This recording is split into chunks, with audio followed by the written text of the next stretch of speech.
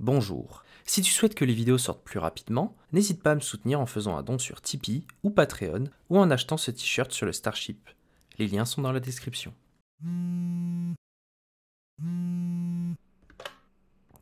Bonjour. Mr. Charles, do you feel like this battle was over? Are you not forgetting something? You've got mail. You've got mail. You've got mail. You've got mail. You've got mail. You've got mail. Mail.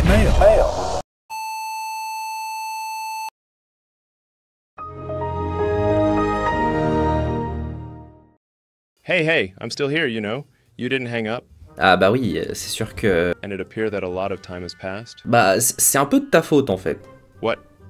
Mais t'arrêtes pas de tout changer. C'est impossible de faire une vidéo sur ce que vous faites là-bas. It is the way I choose to run things, yes. Bon, t'es pas tout seul, donc on va repartir sur une meilleure base et ça ira mieux. Hein. And what are you gonna do with it? Ben, comme toi.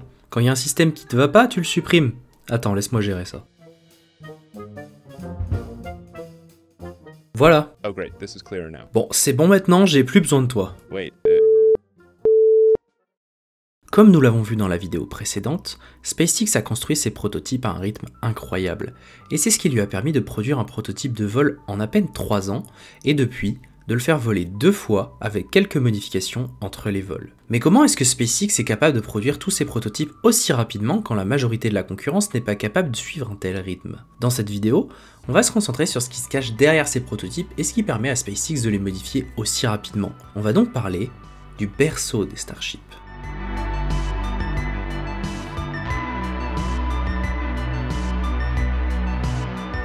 Boca Chica. Située juste au nord de la frontière mexicaine avec les États-Unis, cette petite bourgade tranquille de 4 habitants permanents est en quelques années devenue le centre névralgique du programme Starship de SpaceX. Mais bien avant que SpaceX ne devienne un projet concret, cette petite bourgade avait été sélectionnée parmi beaucoup d'autres sites pour y construire un centre de lancement de Falcon 9. En 2007, à peine un an après la première tentative de lancement de la Falcon 1 et 2 ans avant sa première réussite, SpaceX avait envisagé l'Alaska, la Floride, la Californie, la Virginie et le Texas dans le but d'obtenir une zone de lancement pour ses vols commerciaux, suivi rapidement par l'état de Géorgie et Puerto Rico. Mais Boca Chica, situé au Texas, resta le meilleur choix, en partie car l'État du Texas a introduit plusieurs législations facilitant les fermetures de routes et autres désagréments liés au spatial, comme le bruit ou même les risques associés, et cela en plus de quelques petites aides s'élevant à 115 millions de dollars dans le cas où le Texas serait choisi. Sans surprise donc, en 2012, à la demande de SpaceX,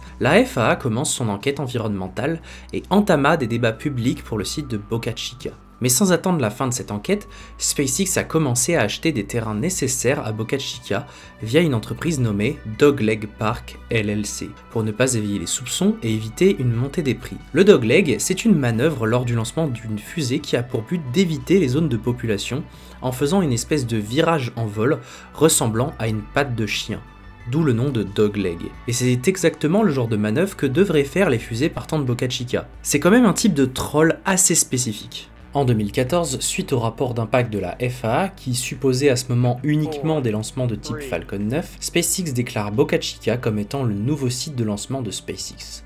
C'est en 2016 que la construction a vraiment commencé, avec un tas de terre au bord de la plage, dans le marais. SpaceX estimait que les travaux de stabilisation du sol prendraient 2 ans. Pendant ce temps, ils ont installé 2 antennes de suivi de 9 mètres de haut datant de l'époque des navettes spatiales, qui ont d'abord été utilisées pour communiquer avec la capsule habitée Crew Dragon, notamment lors de son retour sur Terre, car les antennes sont idéalement situées pour suivre les capsules qui atterriront dans l'une des zones que vous voyez à l'écran. C'est en 2018 que SpaceX s'écarte enfin de sa version officielle, qui était pour rappel de construire un nouveau pas de tir pour ses Falcon 9, et indique qu'il pourrait être utilisé pour tester des nouveaux véhicules. Quel euphémisme. Moins d'un an plus tard, la zone a été complètement transformée pour accueillir le développement du Starhopper, avec une tente de construction, une zone d'intégration, un centre de contrôle en mobil-homme et une ferme solaire, ainsi qu'une zone d'essai toute fraîche. Dans cette zone d'essai, on retrouve 2 zones principales. La zone de lancement suborbital à gauche qui contient des réservoirs de méthane liquide qui est le carburant, l'oxygène liquide qui est le comburant, et de l'azote liquide et gazeux pour refroidir les lignes et pressuriser les réservoirs. L'autre zone, c'est la zone d'atterrissage, qui est principalement composée d'une immense dalle en béton et d'un tout petit système de sécurité incendie. À cette époque, l'électricité de la Starbase était principalement assurée par des générateurs et des batteries Tesla qu'on retrouve ici. Et quand je dis la Starbase, je ne veux pas uniquement parler du site d'essai. À l'époque, le réseau électrique de Boca Chica ne pouvait même pas subvenir aux besoins de la zone de construction. C'est aussi pour cette raison qu'une ferme solaire a été construite, et sert à recharger ces batteries Tesla roulantes qui servent au maintien des fonctions de base de la toute naissante Starbase, et surtout pour éviter de devoir toujours utiliser des générateurs.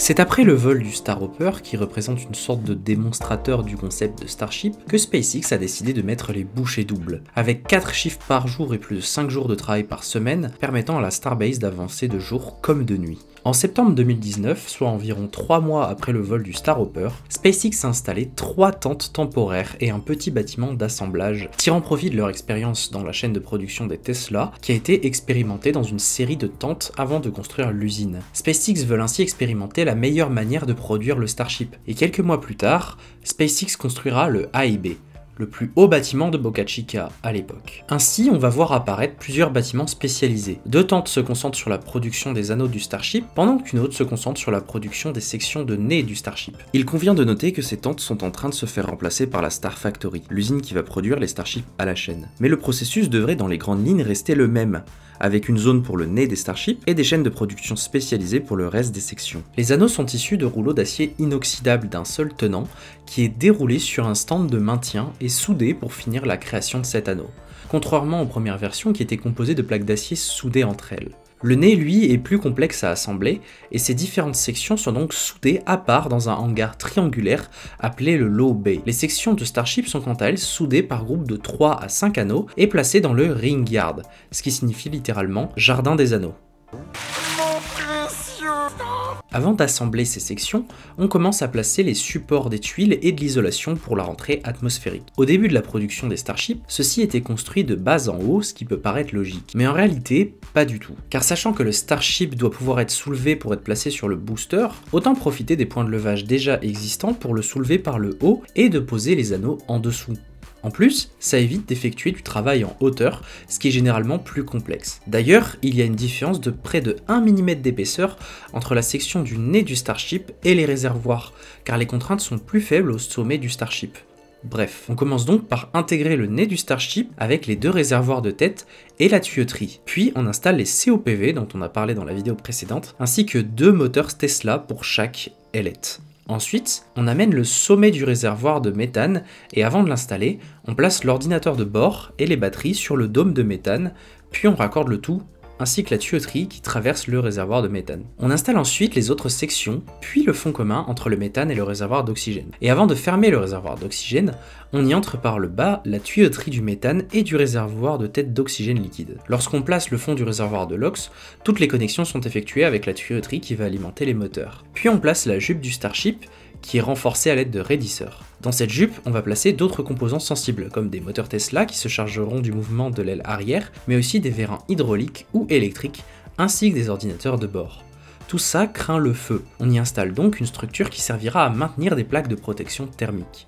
Les moteurs, eux, viennent avec leur protection thermique déjà installée et s'insèrent dans les orifices laissés à cet effet. Enfin, les tuiles manquantes sont placées dans les jonctions et dans les coins qui sont restés inaccessibles. Voilà.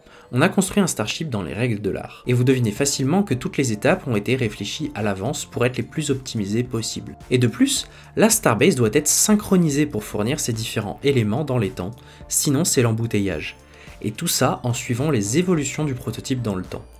Parlant d'évolution, après le succès de l'atterrissage du SN15, SpaceX s'est ensuite focalisé sur le booster du Starship. Et on peut dire que les installations de la Starbase à cette époque n'étaient pas vraiment dimensionnées pour accueillir un booster de 71 mètres de haut. C'est dans ce but que SpaceX va créer le AIB, puis le Mega-B 1 et 2 qui permettront au booster d'être assemblés. Ces bâtiments sont substantiellement plus grands que le Mid-B qui finira par être détruit. Mais on pourrait se demander, pourquoi détruire le Mid-B? Il n'était pas déjà utilisé pour construire les chips? Alors oui, mais le Mid-B n'était pas assez grand pour assembler la section de nez du Starship. Oui, car au tout début, SpaceX assemblait ses prototypes de bas en haut. C'est ce qui a obligé à assembler certains chips hors de la Mid Bay, ce qui perdait du coup une partie de son intérêt. C'est pourquoi en août 2023, le bas de la Mid Bay a commencé à être démantelé avant le foudroiement de la tour. Foudroiement veut dire destruction. Maintenant qu'on a de grands hangars d'assemblage, on va pouvoir assembler notre booster.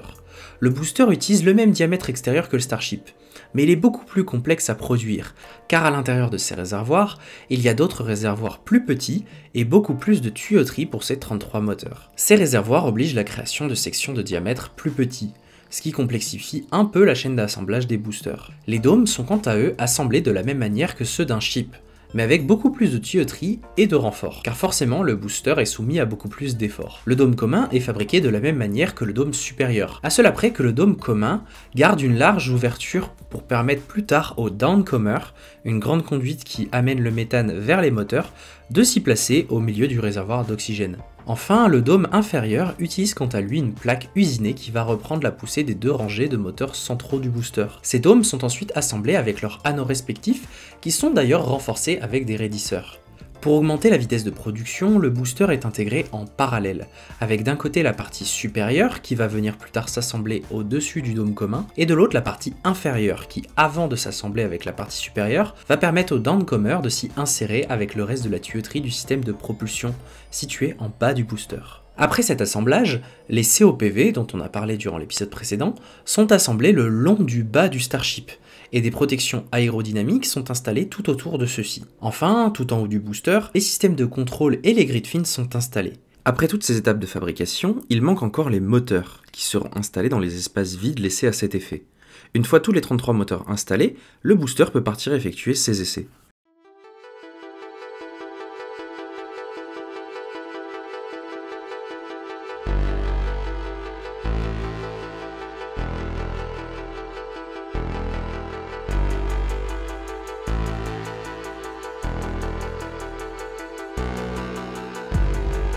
Alors c'est bien beau de dire qu'il suffit d'installer des moteurs Raptor et de lancer son Starship, mais les Raptors de SpaceX font partie intégrante du projet, et on va prendre le temps d'en parler. A l'origine, le Raptor de SpaceX était conçu pour remplacer le moteur du second étage de la Falcon 9. Le sponsor principal de ce développement était l'Air Force américaine, qui à l'époque avait besoin de lancer des satellites plus gros sur la Falcon 9. Le développement a donc commencé au quartier général de SpaceX en Californie, ainsi que la production.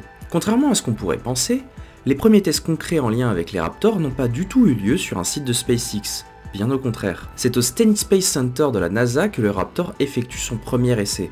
Mais pas des essais de mise à feu. Le but de cet essai était de tester les pré-brûleurs d'oxygène. Le moteur Raptor est une anomalie dans les moteurs fusées actuels. Ce qui le caractérise le plus, c'est qu'il s'agit d'un moteur fusée à combustion étagée. C'est-à-dire qu'avant de brûler dans la chambre de combustion, le carburant et le comburant sont pré-brûlés dans deux chambres. Cette technique permet de chauffer les carburants stockés à des températures cryogéniques pour les transformer en gaz. Et un gaz, ça permet de bien meilleurs mélanges, ce qui permet d'avoir une combustion plus complète et donc de meilleures performances. Cette architecture permet aussi d'éviter le gaspillage, car aucun ergol n'est jeté par-dessus bord comme cela peut avoir lieu sur d'autres moteurs, comme le Merlin de SpaceX. La seconde caractéristique de ce moteur, c'est une pression extrême, avec pour la première version du moteur une pression max de 369 bars et la seconde 321 bars. En général, sur des moteurs à ergols liquides comme le Vulcain ou le Merlin, on est autour des 100 bars, donc cette augmentation n'est pas du tout négligeable. Cette pression permet d'encore mieux mélanger les ergols, de générer une poussée absolument incroyable, ce qui a tendance à augmenter son rapport poids-poussée. Mais d'un autre côté, cette pression énorme impose d'épaissir les parois du moteur. Ça veut aussi dire que les deux turbopompes entraînées par la combustion des deux générateurs de gaz doivent amener les ergols à près de 430 bars pour l'oxygène et 611 bars pour le méthane, afin qu'ils s'écoulent vers la chambre de combustion avec un débit suffisant. Après avoir validé le brûleur d'oxygène, SpaceX a transféré les essais de ces Raptors sur leur site d'essai, le site de McGregor, Texas.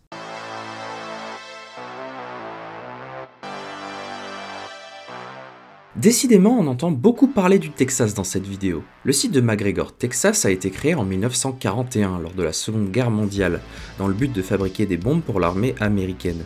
Connue sous le nom de l'usine Blue Bonnet, elle a permis un essor économique important dans la zone avec les ingénieurs et ouvriers qui venaient pour participer à sa production. Un peu comme Boca Chica en fait. Une fois la guerre terminée, l'usine se reconvertit dans les ustensiles de cuisine. Mais en 1952, elle fut achetée par l'US Air Force pour effectuer des essais de moteurs fusées, puis en 1959, elle fut achetée par la société Rocketdyne, qui a travaillé sur le programme Apollo et a produit et testé des milliers de moteurs. En 1978, l'usine redevient la propriété d'une usine de munitions nommée Hercule Inc. Et elle a été rachetée en 1999 par une toute nouvelle société spatiale privée qui avait pour but de fabriquer des lanceurs lourds. Mais ce n'était pas SpaceX. Beale Aerospace a été créé en 1997 par le milliardaire Andrew Beale, qui utilisera McGregor pour tester leur moteur fusée. En 2000, ils ont testé avec succès le BA-2, sur un gigantesque tripode qu'ils ont construit pour l'occasion. Le BA-2 est le plus gros moteur jamais mis à feu depuis le programme Apollo. Malheureusement,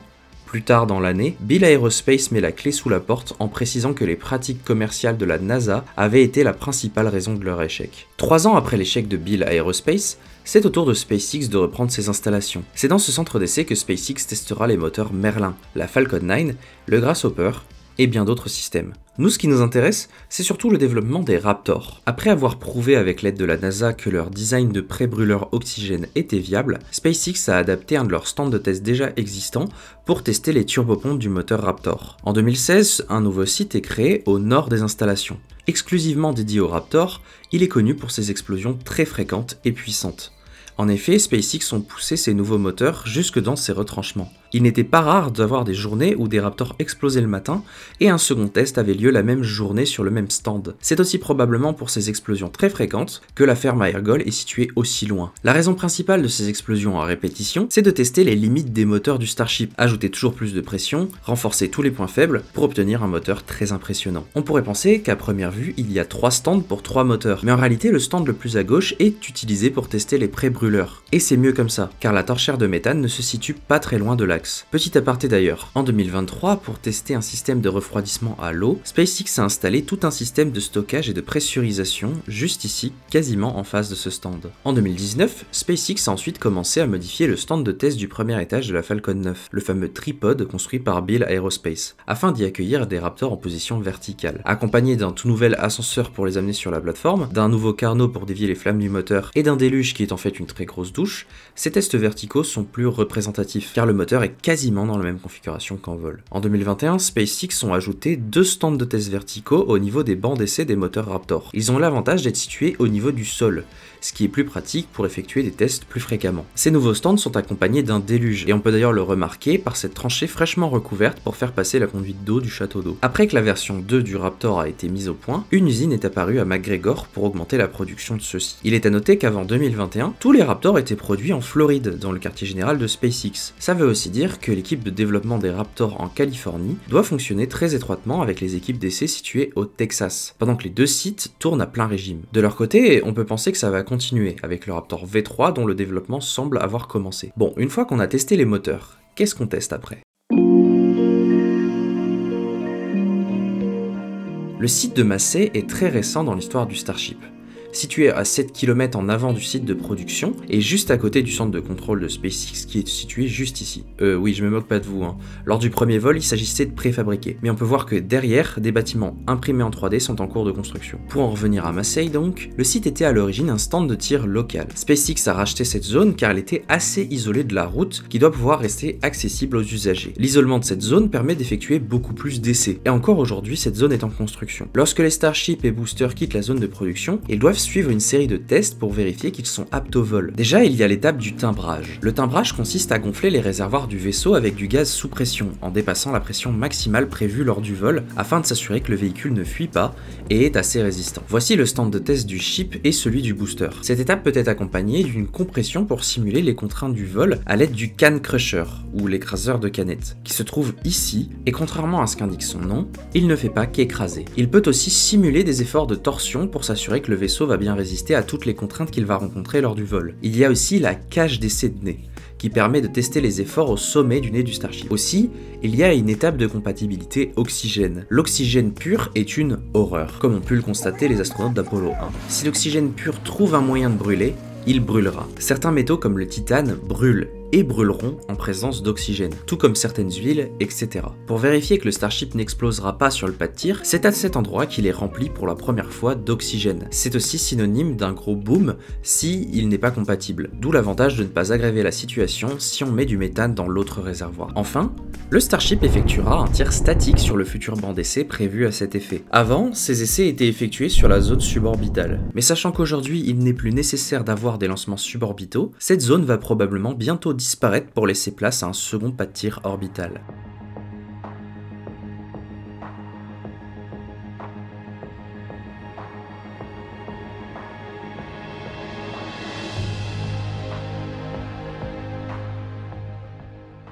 En 2020, en parallèle de la construction des pas de tir suborbitaux, la construction du pas de tir orbital du Starship a commencé. La zone orbitale est principalement composée de 3 éléments: la ferme à ergol, le pas de tir et la tour Mechazilla. Cette dernière est la plus rapide à sortir de terre, car c'est avec l'aide de ses bras articulés que le booster est placé sur la table orbitale et les Starships sont empilés. La table orbitale, elle, s'occupe de maintenir le Starship en place à l'aide de ses 20 bras qui viennent s'accrocher sur le bas du booster. Ils partagent leur articulation avec 20 connexions qui servent à allumer les 20 moteurs extérieurs. En effet, ces moteurs extérieurs n'auront pas besoin d'être rallumés au cours du vol ou pour l'atterrissage. On peut donc éviter un système complexe d'allumage embarqué et le déporter sur le sol. La table, avec l'aide du Quick Disconnect, s'occupe aussi de se connecter au bas du lanceur pour le remplir en ergol et se déconnecter juste avant le décollage. De même, le Quick Disconnect du Starship est un bras articulé qui permet le remplissage en ergol du Starship et le maintien de la partie supérieure du booster. La ferme à ergol, située près du pas de tir, reposait sur un design particulier. En effet, ces réservoirs sont construits de la même manière que ceux du Starship, ce qui est un bon moyen de réduire les coûts. Ils sont ensuite recouverts d'une autre structure et l'espace entre les deux est rempli de perlite, un isolant très efficace qui a pour but de garder les ergols à une très faible température. Elle est composée de 3 réservoirs d'oxygène liquide et 3 de méthane séparés par des réservoirs d'azote liquide. Sauf que SpaceX a oublié quelque chose de plutôt embêtant, les régulations. En effet, au Texas, il est interdit de stocker du méthane à une hauteur supérieure aux lignes électriques et sans un mur de protection autour des réservoirs et conduites. SpaceX, qui apparemment n'en avait pas connaissance, ont dû rajouter des réservoirs de méthane classiques mais plus chers stockés au niveau du sol. Même si ces réservoirs sont isolés, ils se réchauffent quand même lentement et il faut donc un moyen pour refroidir les ergols qui se trouvent dedans. Une solution assez simple, c'est de tout simplement purger les réservoirs. En baissant la pression accumulée dans ces réservoirs, on les refroidit rapidement. C'est faisable pour l'oxygène et l'azote, mais il est hors de question de le faire pour le méthane. En effet, le méthane est un gaz à effet de serre très puissant, presque 80 fois plus que le CO2. C'est d'ailleurs pour ça qu'on préfère le brûler pour former de la vapeur d'eau et du CO2. C'est contre-intuitif, mais c'est beaucoup moins polluant. La vache, je comprends pas un mot de ce que vous racontez. Dans cette zone-là, c'est-à-dire une zone avec 33 moteurs qui libèrent un mélange de méthane et d'oxygène non enflammé au moment de l'allumage, hors de question de le brûler à proximité. SpaceX utilise des échangeurs de chaleur qui utilisent de l'azote dépressurisé pour refroidir le méthane gazeux et l'oxygène pour qu'ils redeviennent liquides. C'est d'ailleurs aussi ce qui leur permet de super chill ou surrefroidir les ergols. L'oxygène devient liquide à moins 182,96 degrés Celsius et le méthane à moins 160. Lorsque le méthane devient liquide, il devient 630 fois plus dense et pour l'oxygène, on parle de 850 fois plus dense. Mais il est possible de les refroidir encore plus et d'améliorer encore un peu leur densité. Plus l'ergol est dense, plus le réservoir qui doit l'accueillir peut être petit et donc on gagne en masse. Et ça évite aussi trop de déperdition en gaz lors du tir. Par contre, cela implique un remplissage express, car plus les ergols passent de temps dans les réservoirs non isolés du Starship, plus ils se réchauffent et perdent en densité. Pour ce remplissage donc, on commence par refroidir les lignes qui mènent au Starship. Pour l'oxygène liquide, c'est assez simple. Il suffit de laisser l'oxygène s'écouler dans les conduites à température ambiante, donc du point de vue de l'oxygène, comme si cette conduite était à 175 degrés Celsius. Et en s'évaporant, l'oxygène va refroidir les conduites et les pompes, qui permettent de mettre en pression ce fluide. Il y a 3 emplacements où cet oxygène gazeux est relâché, et cela nous permet de suivre ce processus assez facilement. Le premier se situe après le bunker fluide, juste avant que les ergols se dirigent vers la table orbitale. Ce bunker est utilisé pour protéger les vannes et autres capteurs qui contrôlent et monitorent la ferme orbitale. Après le transport de ces ergols, au-delà du bunker, l'autre point de sortie se situe sur la table orbitale. Et lorsque celui-ci se coupe, cela indique que les ergols commencent à refroidir l'intérieur du booster. Pour le Starship, il y a un point de purge au milieu de la tour Mechadzilla, juste à côté du connecteur rapide du second étage. Ça, c'est pour l'oxygène, mais pour le méthane, chaque point de purge doit être envoyé dans le super chiller pour redevenir un liquide. Il faut donc une quantité d'azote liquide très importante pour refroidir le méthane continuellement. Toutes ces installations sont contrôlées depuis le bunker des EGSE, pour équipement de support électrique sol. Ce bunker est rempli de composants électriques et d'automates permettant le contrôle des vannes, de l'acquisition des capteurs et du pas de tir orbital. D'ailleurs, côté suborbital, on a l'équivalent avec la salle de contrôle et de monitoring juste à côté. Cette salle permet de contrôler et de tester la ferme orbitale lorsqu'il y a des opérations sur le pas de tir. Ça évite de devoir toujours prendre le contrôle depuis le centre de contrôle et c'est beaucoup plus près si vous avez besoin de vous déplacer. D'ailleurs, il n'est pas impossible de penser qu'au tout début, la salle de contrôle était en fait au-dessus des EGSE, car pour calibrer les systèmes et s'assurer que tout allait bien, juste descendre d'un étage, c'est plus pratique. On a donc fait le tour des installations de la Starbase. Il ne reste plus qu'à effectuer un tir statique du booster et une répétition complète pour s'assurer que le Starship est paré au lancement. Maintenant, c'est le grand moment. Le Starship peut s'envoler.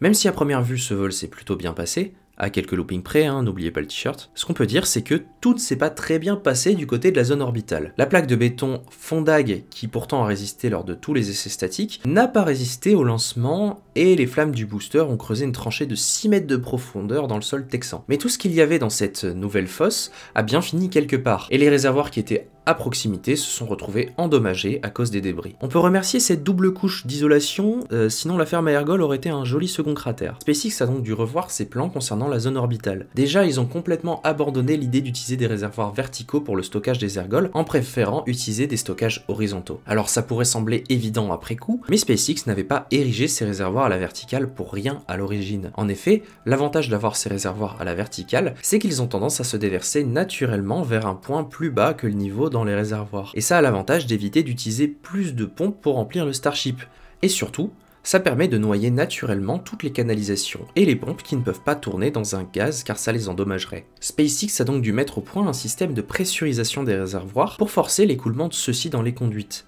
Et comme ils sont forcés de mettre au point un système, ils vont en profiter pour créer un déluge. La tranchée qui s'est formée sous le pas de tir a été rapidement remplie et renforcée pour un nouveau lancement. Mais par-dessus cette nouvelle dalle, SpaceX va y placer un déluge assez spécial. Cette douche inversée, en acier, a pour but de répartir la poussée des Raptors sur la plus grande surface possible. L'avantage de l'acier, c'est sa grande tenue en tension et torsion comparée au ciment. Mais contrairement au ciment, un ciment Fondag, donc un ciment qui résiste à 3300 degrés pendant quelques secondes quand même, l'acier a une température de fonte beaucoup plus faible que l'échappement des Raptors. Il faut donc le refroidir. Et à la manière d'un processeur de PC, SpaceX a choisi de le refroidir avec de l'eau. Lorsque l'eau se transforme en vapeur, elle absorbe une quantité incroyable de chaleur et elle prend 700 fois plus de volume. C'est pour cette raison que les pompiers utilisent principalement de l'eau pour éteindre les incendies. Donc on peut utiliser l'évaporation de l'eau pour améliorer le refroidissement de la plaque en acier. Sauf que si l'eau se transforme en vapeur et est piégée dans cette plaque, celle-ci ne va pas résister et va former une énorme explosion. C'est pour cette raison que l'eau est projetée en dehors de la plaque par des centaines de perforations. La pression de l'eau doit être supérieure à la pression de la colonne de flamme des Raptors,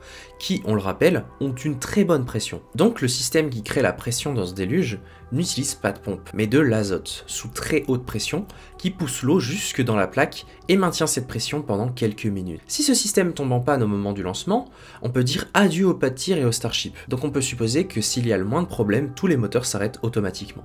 Après près de 6 mois de travail sur le Patir Orbital version 2.0, le second Starship est lancé le 18 novembre 2023. Et même si le booster sera détruit et le Starship finira lui aussi par être détruit, on peut dire que le vol était quasiment orbital. Et le Patir s'en est aussi très bien porté. Le prochain vol risque donc d'être incroyable. En attendant celui-ci, je vous invite à me suivre, car j'effectuerai un live lors de ce prochain lancement et je vous parlerai d'encore plus d'histoires et anecdotes tout en répondant à vos questions. N'hésitez pas à me soutenir sur Tipeee et Patreon ou à acheter ces t-shirts de la boutique pour me permettre d'accélérer le rythme de sortie de ces vidéos. Les liens sont en description. Hello. I think you misunderstood what Elon was trying to say. Comment ça? You see, this thing should be flying, so how about telling them how it is supposed to fly? Évidemment que je vais en parler, mais ça se fait pas tout seul. Alors si tu veux donner un coup de main, tu peux venir m'aider sur le serveur.